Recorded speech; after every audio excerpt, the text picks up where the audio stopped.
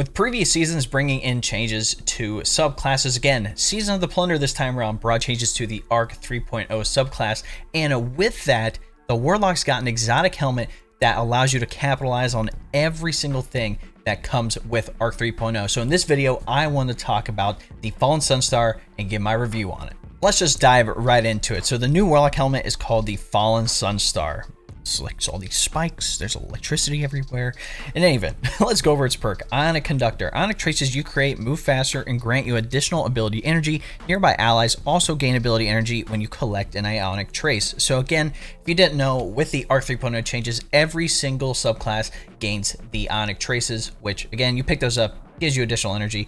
With this helmet, they move faster, you get more energy, and now anybody that's on your team also gets ability energy when you collect the Ionic Trace. So this is kind of a very fast ability regen exotic on top of being able to help out your team. Now, how to obtain this exotic, again, just like with every exotic in the past couple of seasons, you have to get them from doing the Legend or Master Lost sector. And again, since it's an exotic helmet, you have to wait until it says like exotic helmet can be the reward. And if you don't have this helmet, you typically get something you don't have right off the bat. But again, if you're missing a couple helmets on the Warlock subclass, you might get those first before you get this one. But again, run it a couple times. It took me like 5 or 6 times to get it. That was probably one of the shorter times I've had to run for an exotic armor piece. But again, you'll just have to look out for which Lost sector it is that day. First up, let's talk about PVE. This thing is absolutely stupid. Like, personally, I thought Crown of Tempests was going to be good this time around, but this exotic really takes the cake. I actually dropped a build for this exotic, specifically the Fallen Star, and again, if you want to check that out, again, that's on the channel. It's completely broken. I wasn't even rocking 100 discipline and strength to have max ability regen, so I can get my abilities back even faster. I was rocking 100 resilience, and I was still getting my abilities back so quickly. It is absolutely stupid. So again, rocking this thing solo, great, awesome, fantastic. Having that added benefit of helping out your teammates, especially when it comes to 6-player activities and maybe even in-game activities, can potentially come in clutch. Like, again, with Arc 3.0, you can jolt targets, you can blind targets. Those are 2 debuffs. Like, that is going to be extremely helpful to take out enemies. Now, again, there's multiple ways to create Ionic Traces in this game, and again, that's what the crutch of this whole thing focuses on. But it's so easy to create them. It's absolutely ridiculous. Like I said, check out the Warlock build if you want something for PvE. This thing is just absolutely stupid. Definitely get it as fast as you can. Now, let's talk about PvP.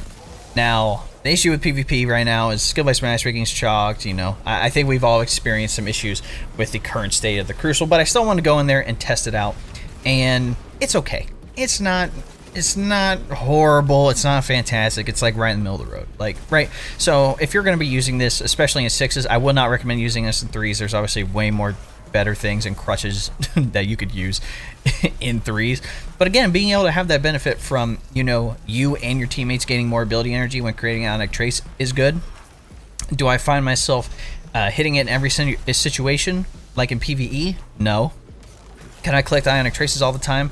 Not really. Having the benefit of the moving faster is great and all, but again, I think the problem with this is just having to be able to create those Ionic Traces in the first place and being able to add the most benefit for your team. Again, if it's 3v3, there's only 3 enemies you can kill to collect Ionic Traces to give your teammates, you know, energy.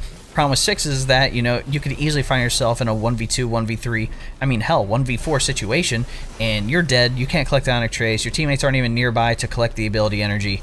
So again, there's a couple issues with this thing. It's very situational, just like with other exotics. But again, if you want to test it out, go for it. But it's not, it's middle of the road, like I said. Like I mentioned earlier in the video, the stats that I focused on was resilience. Obviously, resilience is a huge thing nowadays. You get, if you have 100 resilience, 40% damage reduction in PvE. That's a lot. Obviously, especially for endgame activities, resilience is going to be your best friend. Now, I have an alternative build that I have for this where I have like 90 to 100 grenade and melee energy, and to be honest, I find myself being able, especially in like matchmaking activities like 6s, like, you know, the new catch crash, I find myself being able to get my abilities back, you know, just as fast. Like, I'm creating Ionic Trace like crazy, Elemental Wells I'm creating like crazy to be able to get my energy back, having Phantom Might up to have bonus damage. Now, the one thing that I would recommend in general for this is having the Delicate Tomb Fusion Rifle on. Again, this is from the Season Pass. Main reason is because Final Blows this weapon have a chance to generate an Ionic Trace, and powerful foes always create an Ionic Trace. Again, collecting an Ionic Trace overcharges this weapon's next shot, jolting targets on hit.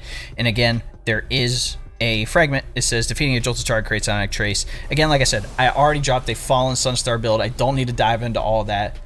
If you want to check it out, go for it. It's going to be very beneficial, but just know that Delicate Tomb is really good paired with the Fallen Sunstar. Now that the individual review is kind of out of the way, I wanted to compare the Fallen Sunstar to something like the Crown of Tempests. Now, if you don't know, Crown of Tempests is a long time running favorite for Arc Warlocks. It's fantastic. It's per conduction times.